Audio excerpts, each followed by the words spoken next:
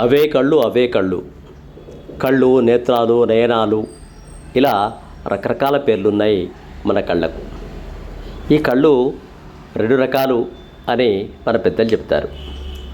ఒకటి చర్మ చక్షువులని, అంటే మన శరీరంలో ముఖభాగంలో ఉన్నటువంటి కళ్ళని. రెండవది జ్ఞానచక్షువులని, మనోచక్షువులని, మనోనేత్రాలని అంటూ ఉంటారు. ఏమిటి తేడా? మనస్సు ఏ భావంతో నిండి ఉంటుందో కళ్ళు ఆ భావాన్ని ప్రతిబింబిస్తుంటాయి అని మానసిక శాస్త్రవేత్తలు చెప్తూ ఉంటారు. అది నిజమా అనేది మనం కొన్ని సంఘటనలను బట్టి తెలుసుకునే ప్రయత్నం చేద్దాం. మన ఆలోచనలే మన లోచనాలు, అంటే కళ్ళు. మన ఆలోచనలే మన కళ్ళు. మనం ఎలా ఆలోచిస్తే మన కళ్ళు అలా చూస్తాయి. మన ఆలోచనలు మంచివైతే మన కళ్ళకి అన్నీ మంచిగానే కనపడతాయి. అలాగే మన ఆలోచనలు చెడ్డవైతే మనకు అన్నీ చెడ్డగానే కనపడతాయి. అవే మన మనోనేత్రాలు. అందుకే ఎప్పుడూ మంచిగానే ఆలోచించాలి, అన్నింటిలోనూ మంచినే చూడాలి అని. అసలు మనస్సు అంటేనే ఆలోచనల పుట్ట. ఇద్దరు వ్యక్తులు చంద్రునిపైనున్న మచ్చలను చూస్తున్నారు. అందులో ఒక ఆయన, ఆహా, ఆ మచ్చలను చూడండి, అచ్చం దేవాలయ గోపుర శిఖరాల్లా ఉన్నాయి అని అన్నాడు. దానికి రెండో ఆయన, అబ్బే అదేం కాదండి, అవి ప్రేయసీ ప్రియులు ఒకరినొకరు ఆలింగనం చేసుకున్నట్లు ఉన్నాయి అన్నాడు. మొదటి వ్యక్తి ఆధ్యాత్మిక దృష్టితో చూస్తే, రెండో ఆయన శృంగారపరంగా చూశాడు. అవే మచ్చలు, ఆ మచ్చల్లో తేడా ఏమీ లేదు, చంద్రుల్లో తేడా ఏమీ లేదు, కానీ ఆ చూసే కళ్ళల్లో మాత్రమే తేడా ఉంది. అవే మన మనసు ఎలా ఉంటే మన పరిసరాలు అలా అనిపిస్తాయి. మనం సంతోషంగా ఉంటే మన చుట్టూ ఉన్న ప్రపంచమంతా ఆనందమయంగా కనిపిస్తుంది. అదే మనం విచారంగా ఉంటే ప్రపంచమంతా దుఃఖమయంగా కనిపిస్తుంది. ఆనందంలో ఉన్నవాడికి చంద్రుడి యొక్క కిరణాలు ప్రశాంతతనిస్తాయి.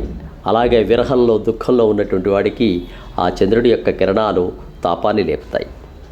ఇది మనకు కవులు అందించినటువంటి అంశమే కదా.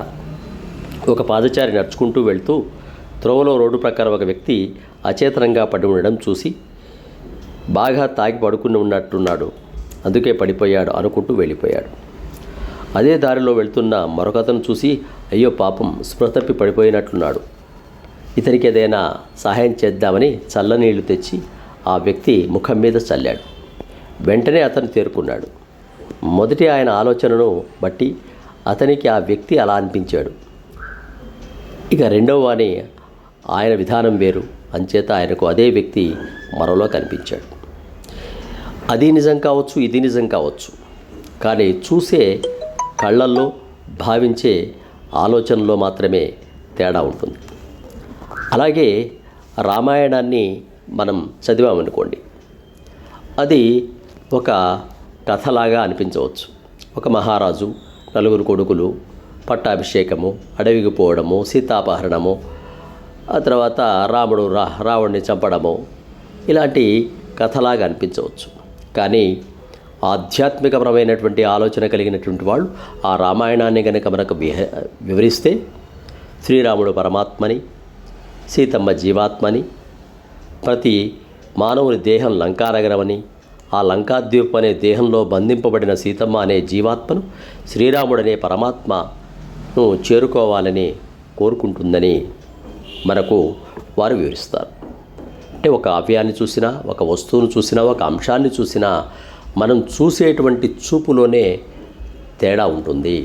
మన మనోభావాలకు అనుగుణంగానే చూపులు మారుతూ ఉంటాయి. అది మనం గమనించి మన మనోనేత్రాలు, మన మనస్సు ఏమి ఆలోచిస్తుంది, అవి కళ్ళల్లో ఎలా ప్రతిఫలిస్తున్నాయి, ఏది చూడాల్సిన అంశము, ఏది చూడకూడని దృశ్యము అనేటువంటి ఆలోచన మన మనస్సు మాత్రమే చేయగలుగుతుంది. కాబట్టి నేత్రాలు, మనోనేత్రాలు మనస్సుకు సంబంధించి చూసేటువంటి దృశ్యాలు, వీటిని మనం సక్రమంగా వినియోగించుకున్నట్లయితే ఆ నేత్రాలు ఎంతో ఆనందాన్ని ఇస్తాయి. శుభం భూయాత్. స్వస్తి. సబ్స్క్రైబ్ ఆచార్య శ్రీ సూక్తి ఛానల్.